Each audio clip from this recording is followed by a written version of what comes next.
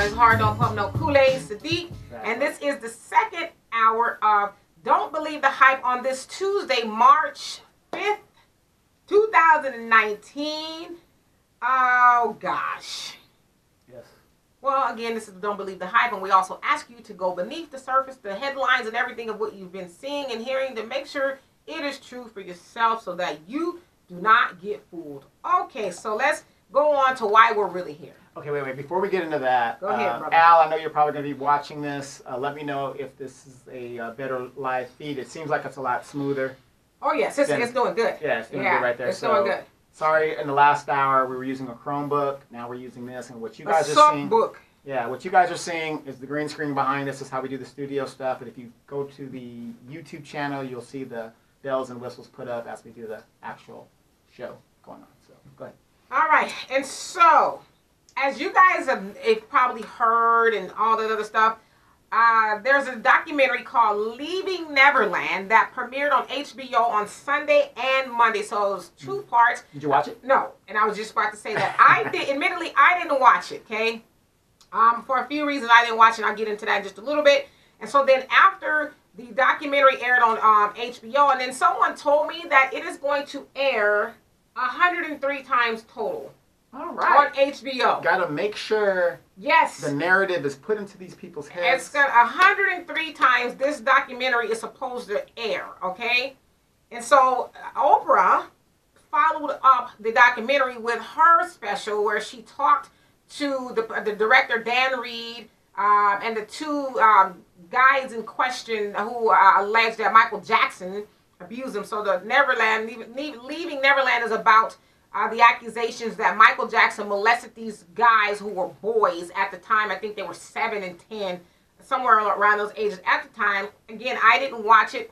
I will not watch it. As you guys can see, I have my Michael Jackson shirt on because I am standing, R.I.P., in solidarity with Michael Jackson, because I am one of those people who never believed that Michael Jackson did those things. Now, was Michael Jackson a little eccentric, a little, some people would say off, a lot different? Yes. I don't believe that he did those things. And, you know, not to get into a whole lot of conspiracy things, because all those things are out there. You can go find Dick Gregory talked about it a lot, Farrakhan, a whole host of people talked about it. And so here you have this documentary. And so Oprah follows up with her special where she has an audience full of sex abuse survivors, I guess if that's what you want to call them, in this audience. And has this panel of James Safechuck, that's one of the guys, Wade Robeson, and then Dan Reed, the director. They're, chopping up. And she also had some psychologists or somebody on there to kind of help usher the conversation. And she pretty much says, this is bigger, because she says, you guys are going to get it. You and the audience are going to get it, and I'm going to get it. People are basically going to be mad, and they're going to come for us, but so what? Was her whole attitude. Really? Yes. Wow. And she says, and this is stuff that I'm reading because I didn't watch any of it, but she says that this conversation is bigger than Michael Jackson. It's a conversation that needs to be had because it's not just Michael Jackson per se. It happens a lot, and she also talked about how she came out on her show, I guess it was 30 years ago, however long it was, that she is also the survivor of sexual abuse. And so that's kind of why it hit home for her. But I just take issue with the whole thing as far as Oprah, and I think Oprah is a backstabber. That's just my opinion. Because as you guys have also seen in... Haven't I been saying that for years? You have. But, I mean, it's not something I didn't already know, but now it's just kind of like, okay, Oprah, Also, you have a lot of people saying, well, this gives a lot of credence to what Monique said. Absolutely. About Oprah being a snake. And so Oprah has had Michael Jackson on her show plenty of times. I mean, you see a lot of pictures with them hugged up. And, she's, a big-time fan of Michael Jackson. Even after his death, she interviews children and his parents. And, all of a sudden, she's done an about-face because this documentary has come out and it's supposed to be very telling and all this other stuff. Now, it should also be said that the gentleman in question sued Michael Jackson and lost. And not only that, they got on the stand in, 2005 and said that he didn't do anything to them. Right. They vehemently denied that Michael Jackson did anything to him. And now Michael Jackson's estate is worth about $2 billion. Yes. Okay, but they're saying this is not driven by money. They just want people to know. They want to get the story out. And it's like, but didn't you sue him for money in the beginning? Right. Wasn't the case dismissed twice? Yes, but you sued for money in the beginning, so now all of a sudden it's not about money. You want people to know. I mean, the other issue, the really big issue is this. Michael is not here to defend himself. Right. You know, and so you have, man. and this is, it's a hit piece. Well, let me interrupt you. Oprah graduated, I believe, Tennessee University. I think so. She has a degree in journalism. Mm-hmm. I thought journalism was you have to research the facts before you come out with BS or something like that. You're supposed to, because otherwise it's called yellow journalism. Right. But no, I'm just saying for her to be formally trained in that field, she knows she has to have stuff lined up before you just throw stuff against the wall. You're going to go with what's sexy. Okay. You know, because she says that once she saw the documentary, she felt compelled to do something. Because it sounds like, you know, her opinion was swayed. But it's like, okay, your opinion was swayed by two dudes who originally said he didn't do it, lost in court. And now all of a sudden, you know, they're saying he did something to him. Why was it swayed? How could it be swayed? Oprah's, you know, I think arguably a very intelligent woman. But Michael Jackson's not here to defend himself, so how can your opinion be swayed? Right. Do you think it's because she's getting high off her own supply? I'm Oprah Winfrey, so... Well, and that's the other thing, too. I mean, I'm not really for sure what her motive is. A lot of people will argue that Oprah is a pawn of the man, white supremacy. Well, there are pictures. She has not yet said anything against Harvey Weinstein. Yeah, I mean, she's booed up with Harvey Weinstein. You know, and a lot of these pictures, and she hasn't. I mean, I saw her. I think it was the Oscars, not this Oscar, but the one last time when the Me Too movement took off and everything. She gave this, you know, rebel-rousing speech about time's up and all this other stuff, but it's like I don't recall her mentioning the devil by its name. Right. By saying Harvey Weinstein, I know we were friends, but you are a predator. I don't recall her doing that. I don't recall her having a special with any of that. I could be wrong, but because I don't watch TV, but I don't recall her having a special with these women who accuse Harvey Weinstein or any of these other cats. Jeffrey Epstein, you know, the guy who had sex or sexually abused, rather, over 100 sex trafficked little girls. Yeah. So where is this special? But yet you want to hop on the bandwagon? Because see, at least Harvey and these other people are here to defend themselves. The other people, Michael Jackson can't defend himself. So it's like, you have this you know, panel and this discussion, this healing moment. Well, what about healing moment for all the other people? Very true. You know, you just had to get on this documentary. I mean, I'm confused with that. Yes and no, I'm confused. And I know people like Oprah. Oprah's a very likable person, but at some point in time, we got to start believing the people like Monique. You know, the people who said they've been double crossed. Well, anybody that's, you know, that stands truth to power, we should, you know, applaud those people and get behind those people because, like I said, I've argued with several people that think that what Steve Harvey said was more important.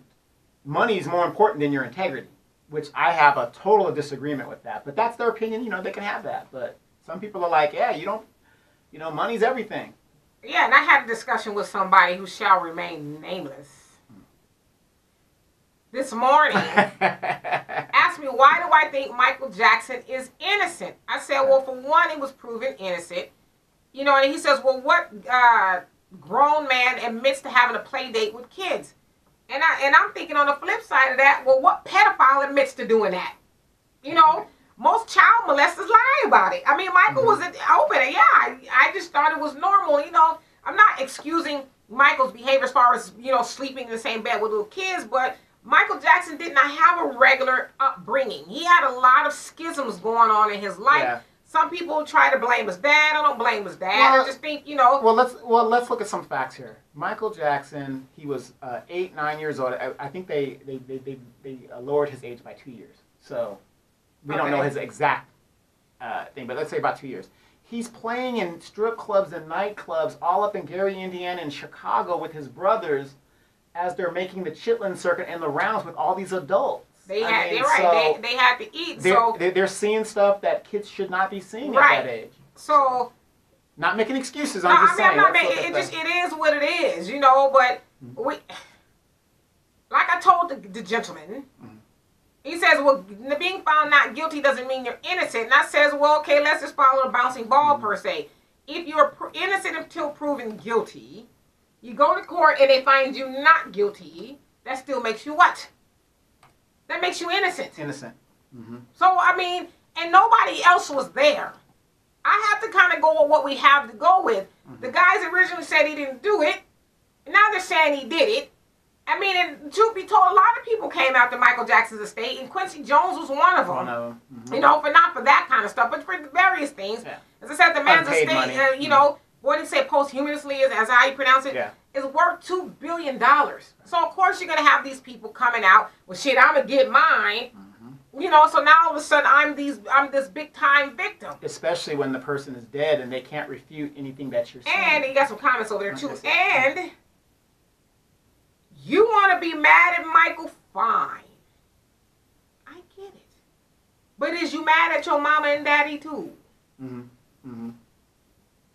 Because they took you over there. Right. You know what I mean? Because I read some part where one of them. This isn't the replay. Oh, they think it's not live? Yeah. It's live. We live. Hey, we live. But at one point, I guess because I was reading, they said one of the guy's mamas, when she found out Michael Jackson died, she's dancing of joy. You know, this is what she's saying now. You know, he will never be able to hurt more children. But it's like, biatch, you took your child over there. This is in 2005, I think it was, when the trial, the last trial. Yeah, last trial. And then in 1993. He settled the case, and that's what the other guy, the guy was this morning said, well, he settled the case. I said, people settle cases all the time. Yeah, just make it go away. It doesn't mean that you're guilty when you settle. And when people try to, you know, give me that bullcocker about what people settle, I always like to bring up people's beloved Kobe Bryant. Kobe Bryant settled. Now, I wasn't there. You weren't there, but we know the dude didn't rape the chick. But why did he settle? Because he didn't want all of his life turned upside down and flipped out inside out for the whole world to see. Because, you know, people, like if I was sued and I had a lot of money, I would have to weigh my options here. Have the whole world see all my dirty laundry, the things I don't want people to know, that I keep behind the doors and under the bed, or I just pay these people to go away. So people need to get that out of their head, because I settle don't mean I'm guilty. Or think about this. Donald Trump does not want his taxes revealed. I think the biggest mistake Donald Trump did was running and winning the presidency, because now all his business has been exposed. Well, his homie, you know, Michael Cohen said last week he didn't expect to win. It was just supposed to be a business come up for him. Well, yeah, a promotion. Yeah, he was just you know, getting the trying to get rich off. Like you said, it was a good way to, you know, to continue to brand himself. And oops. I effed around and won the presidency. I'm sure when he really found out he won, he was like, oh my God. Yeah. Well, you saw that him and Obama sitting next to her, that look on his face like, did I really win, dude? Oh my gosh. Right. But he should have done was immediately resign the presidency. Yeah, but you know, he's got that, you know, very big ego, and so that wasn't going to allow, he wasn't going to allow himself to do that. But, now you know, he's fucked. Yeah, but in regards to, you know, Oprah Winfrey, I just really, not shocked, but it's like, are you disappointed? Not even disappointed, but it's you like I said, you're just a smart woman, but yeah, you don't even give a damn. Well, you know, it is like you are. Anybody who's ever said anything bad about Monique going after Queen Oprah and the Queen, the Kingmaker Oprah, you need to eat crow. Yeah. You know, because she tried to tell us, and then people are like, oh my gosh, I think you're talking about Oprah. Wait. Talking about Oprah? Wait, goes back to what I just said. Integrity. Just like Muhammad Ali said. It makes no difference to have all the money in the world, and I can't go back and stand up for my people. Well, that's who Muhammad Ali was talking about. He was talking about your Oprahs. She's got lots of money. Hell, she's got more money than anybody you can imagine. You know, but she doesn't have integrity. I don't care what nobody says. Just because you were a sexual abuse survivor does not mean Michael Jackson did it. Well, did he put himself in situations that were questionable? Yeah. Absolutely. You know. But then again, I have to blame the parents, because this man's I'm just not No, down to Michael, go but ahead. you know, the man's appearance. You've heard the rumors. It's like the R. Kelly thing. You've heard the rumors. But see, that's what happens though. Money and fame is a hell of a drug. It is. I mean, it just really is. And so, Michael Jackson is the most famous person probably ever to live. I mean, to like ever to breathe. Besides Jesus, if you know, but we know that. Stop. Yeah. Okay. He's one because I don't want to get into that. Michael Jackson is the biggest person ever walking planet Earth at one point in time. And his legacy still is. Right. And so, of course, I want my kids to be around that. Oh, he's so great. Oh, Michael Jackson. I mean, you got people vomiting, passing out, crying, fainting, all the above when they even just get in the same arena with Michael Jackson. Yes. So here you have this opportunity to have your children, you know, he's going to mentor them or whatever the case, however that came about. And you sold your kid's ass. I hate to say it. Not that Michael Jackson did anything because I don't believe he did. But if this is your testimony that he did, you sold your kid's ass for fame. Because it also sounds like a lot of these people, these mamas, got cars, money, plastic surgery. Yes. They got a lot of stuff by whoring out their kids, per se. If this is their testimony that Michael Jackson has done something to them, you were the sole benefit. It sounds like your kid is the one that didn't get anything. Right. You walked away with everything, and now there's nothing. It's because that's how it is when the gift horse or whatever it is, the cash, the well runs dry. It's like, oh, well, gosh. Yeah. After all, you did do something to me. Yeah, one of the guys that is in the documentary, his name is Wade Robeson. He's a choreographer. If you go on YouTube and you look up the group called Quo, they had a hit single, and they were signed to Michael Jackson's label on Epic Records. Was it Epic or Motown? Whatever that record was. Yeah. But it's under his production company, and a song was called Quo Funk. And they were kind of like the opposite of Criss Cross. Right. Yeah. Yeah. So I mean, I get it. You know. Again, you know, there's a relationship there, a business relationship that is tied to that. And then, you know, of course, you're going to grow up, and now you're grown, and you're probably not making as much money as you can. You see this man.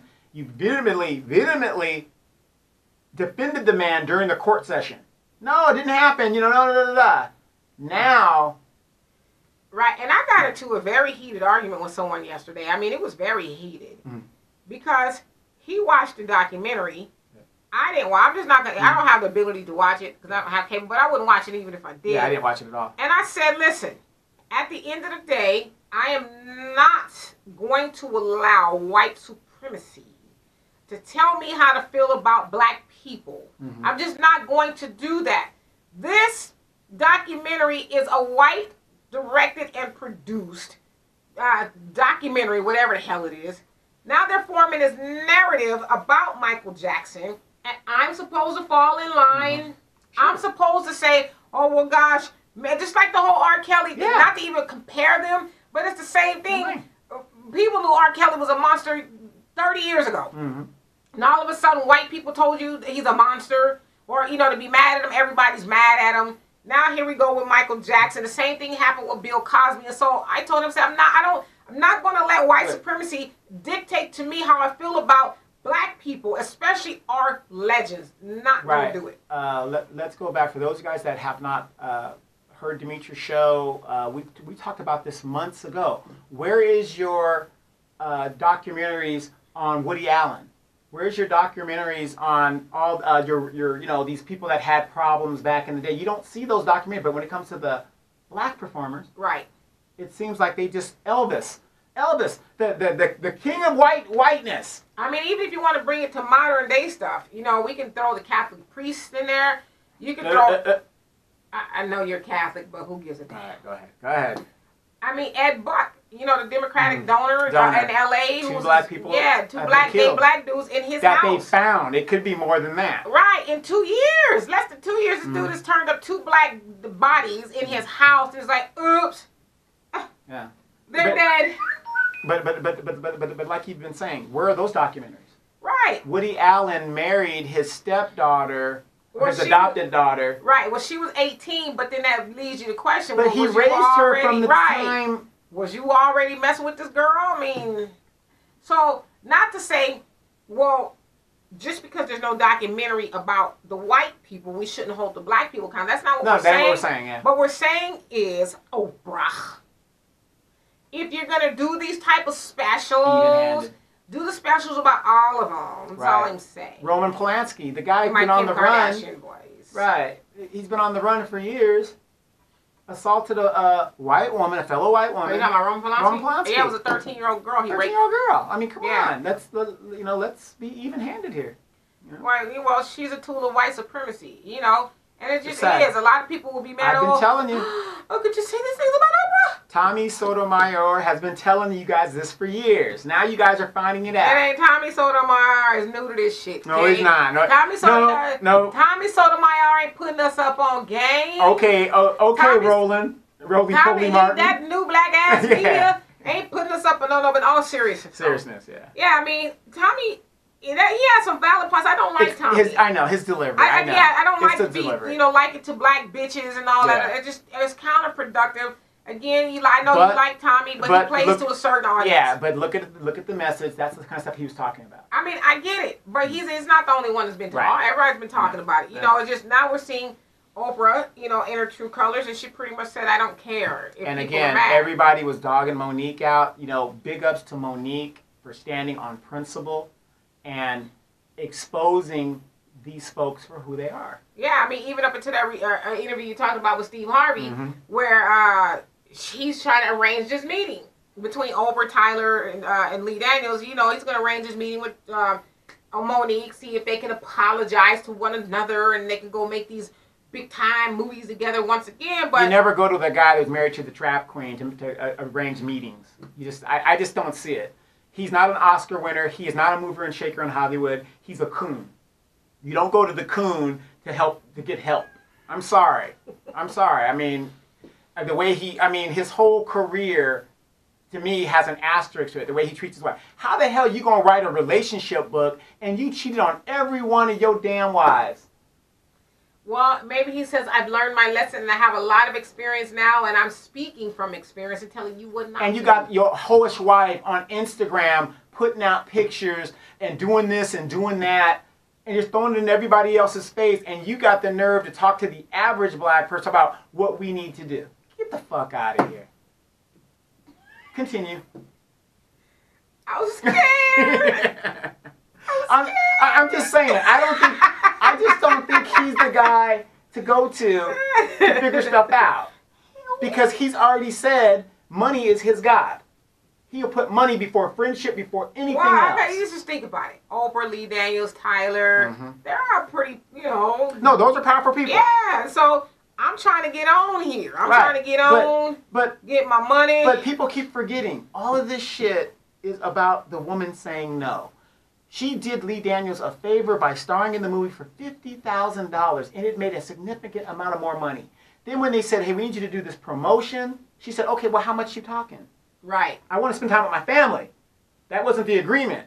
And then you're going to destroy this woman's career based on that? What's $1 million to Oprah since you're a billionaire? Well, that's what a lot of people get wrong. So we have a comment over there. That's what a lot of people get wrong, especially with the Monique thing and the Oprah, Tyler, Lee, is, she made $50,000, but nobody thought the film was going to do what it did. And it did. And so at that point, he wanted to pimp her is what he wanted to do. Exactly. But that wasn't the agreement. Yeah, and so she should be happy she got $50,000 in that arena. Ain't nothing. Like she said, I'd have to, because she was doing her own television show at the time. Exactly. She said, I'd have to pack up. And then at this point, Oprah was like, well, I'll fly you on my jet. Just do these things. She's like, fine. However, I need some money to come with this jet. Because she says, I have to fly myself. I have to fly my assistants. I have small kids at the time. Exactly. And, I have all the obligations. So I can't just up and leave for But when $50. but when it comes to the black one, we're supposed to do it for free. Right. And then we talking about these people with all this money. What was the comment say? That's Mr. Al Jackson. What about the guy and the girl at the basketball game? Okay.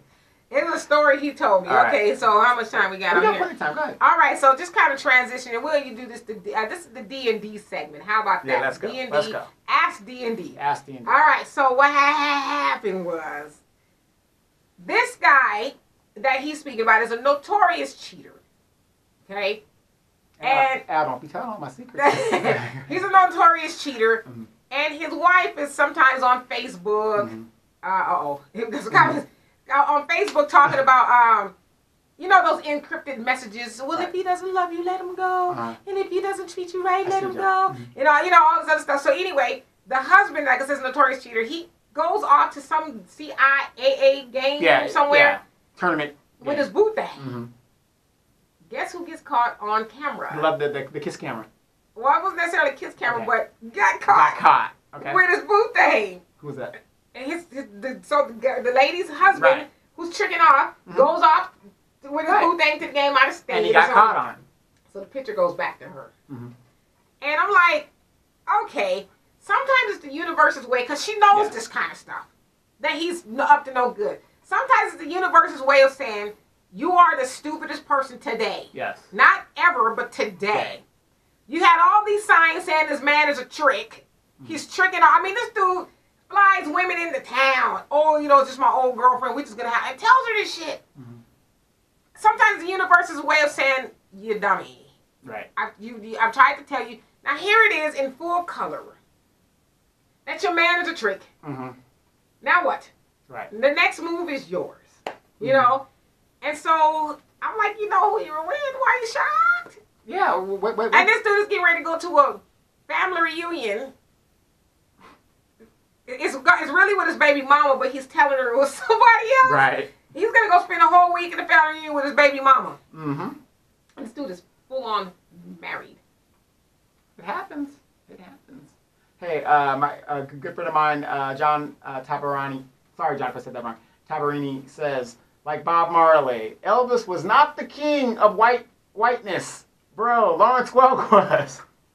Engelbert Humperdinck. Yes, I've been corrected. You're right. Engelbert Humperdinck. Tell her I agree. By the way, everybody that's guilty, do them. Steve Harvey said MJ had more sex rooms at Neverland than the Playboy Mansion. Dang. And yep, was gonna listen. Nah, same shit. It will happen. Love Monique. King Kong Bundy died. Oh, did King Kong Bundy die? Are you gonna be all right? Are you gonna be all right? Man, that's a wrestling person? It's a wrestling guy. You gonna be all right? I'll be all right. King Kong Bundy died. Yeah. Woo! When they say Ric Flair, I'm done. I'm done. So, yeah, but a good point there. Yeah, it wasn't Elvis. I'm sorry, but Elvis is held in a high regard when it comes to music and stuff. So. Yeah. Because Elvis could do gospel. I mean, he did pretty much everything. And Elvis ripped off a lot of people too. Yeah, he did. So. I mean, it's America. What's he supposed to do? It's right, but. I just, like I said, I'm not shocked about Oprah. I'm not disappointed at just who she is. She's just full on like, hey. See, and remember we got in an argument? Remember we got in an argument about her being a billionaire? She doesn't even own her own studio. I think the majority she owns like 51%. No, she doesn't. She owns 49%. Oh, excuse me. Yeah, she owns the 49%. Yes. The majority stake, she couldn't uphold it. And then that's where you got the buffoonery and the coonery. That don't mean she's not a billionaire. This probably means she doesn't want to spend her money. Show me your taxes, Oprah. From what I understand, she's worth almost $3 billion. Hey, right now, I'm worth $5 billion. Me too. Okay, there it is. Me too. You want to see my taxes? You hear my jet out there waiting to pick me up as soon as we're done? It's hovering. Right. Right. Does that happen something when you drive around? No. All right. I'm running that. Exactly. Or we're gonna do a remake. You can play Aunt Esther. You fish out food. Right. But anyway, again, you do not know who's a billionaire until you see their taxes. And like I said, for her to not to sell the majority stake in her thing, it's just my opinion. I don't believe she's a billionaire. She might be close, but I don't think she is. So. I mean, and I'm not giving me none of it. And then I'm not surprised. It seems like anybody who gets into these, they made it, they forget where they come from, and they become a totally different. It's just Oprah. The other part about that too, it's not just black people who are mad at Oprah. People forget Michael Jackson had a lot of fans everywhere. And let me see, I think he was jamming in Bucharest in '93. You know what's funny when you said that Sunday? Because I was on YouTube, I saw that. I said, this fool was telling the truth. He's jamming in Bucharest. Yes, that was a big HBO special. You know, remember back then they were just transitioning from the communism, so that was a big thing back then. He had the whole nation walking behind it and stuff like that. But Al Jackson says, "What is the funniest black TV show of all time?" I'm gonna hurt you. What do you think? I don't know.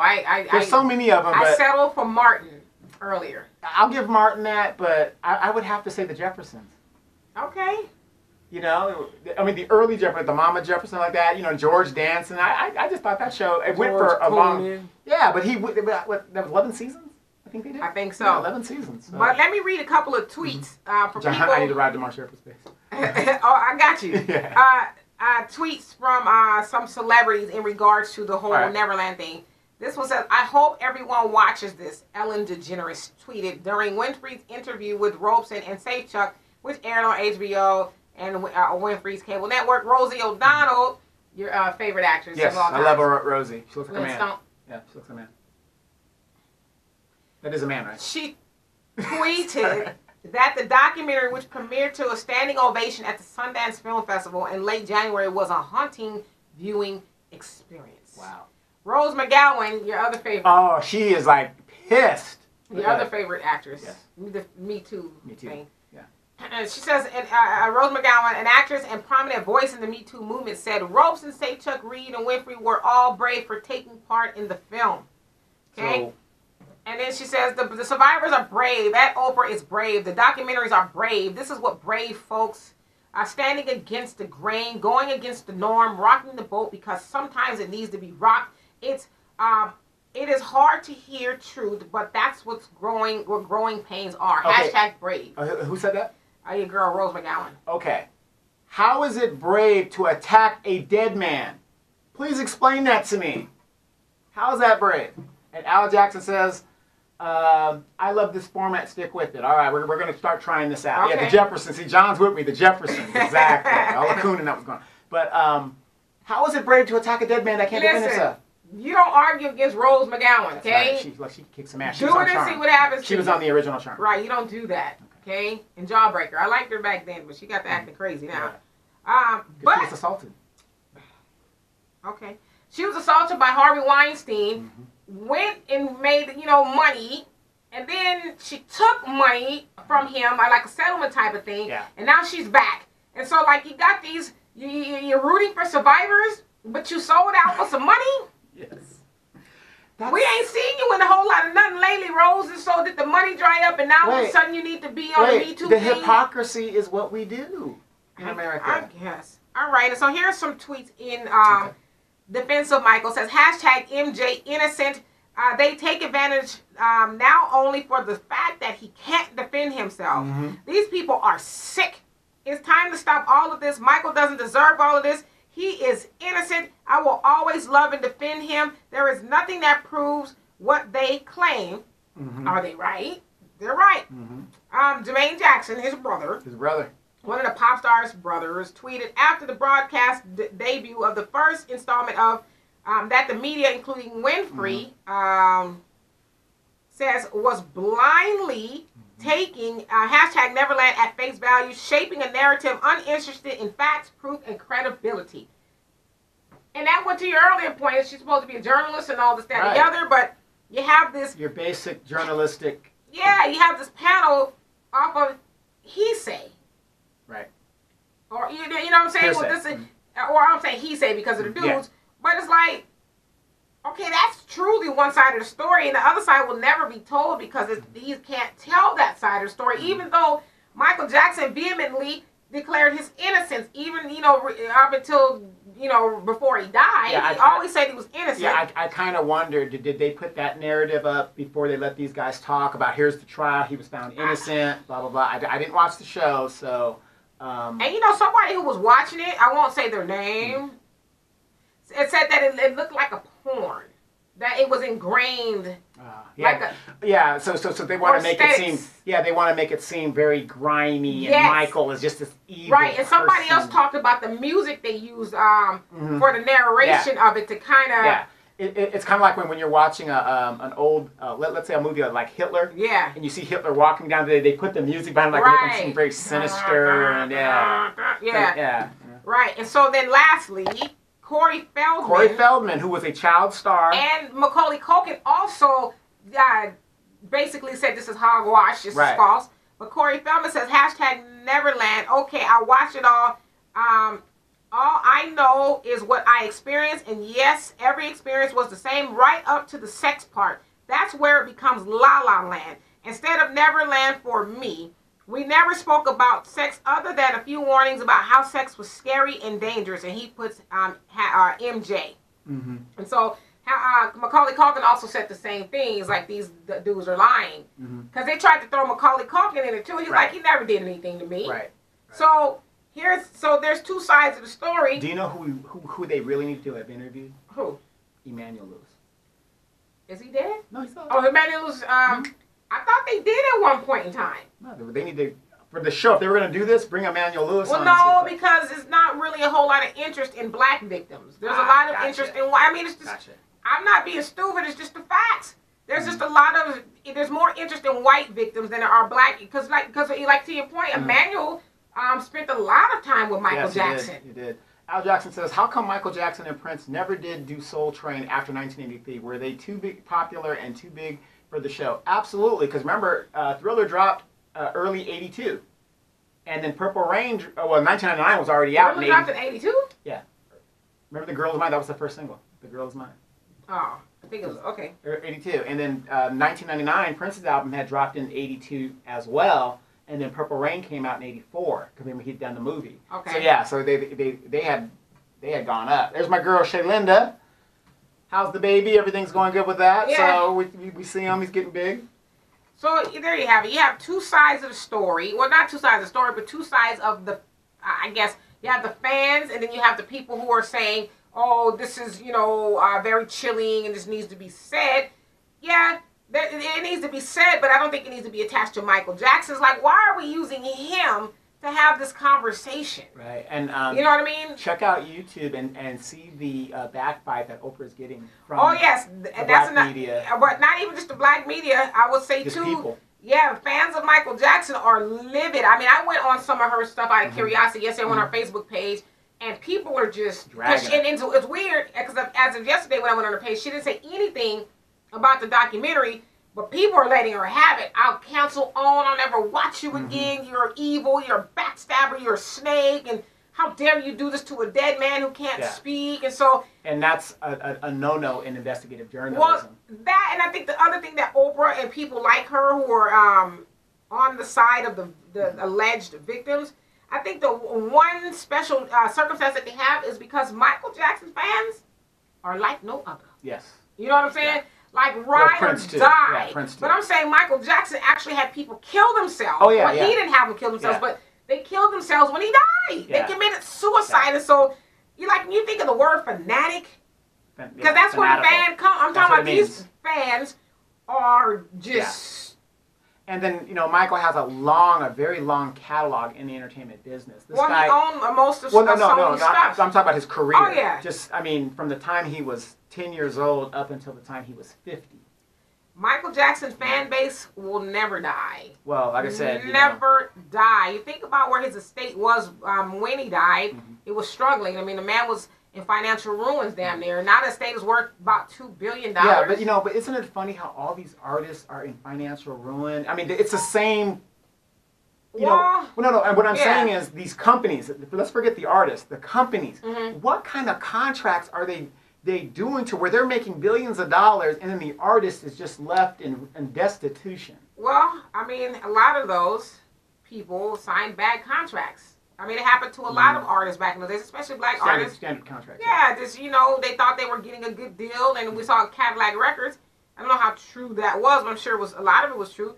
They got Cadillacs that they had to pay for. Right, exactly. They thought same thing with the 5 Heartbeats. They talked about that. They had all this stuff, and Big Red was like, oh, yes, I had to take off for the Cadillac show. Yes, yeah, everything's we watched the New Edition story. Right. I mean, the moms had $3.26 to split between all of them, and these dudes traveled all over the world. Well, up in the States. They didn't go overseas yet. But Al says, just found out that Nathaniel Taylor, as known as Rollo on Sanford and Son, died. Yeah, he died yesterday, and he died last week. Was it last week? Yeah. Oh.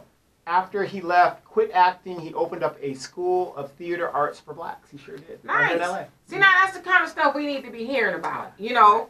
But I don't know. Just Oprah has truly showed her ass. Do you think that Oprah could come back from this?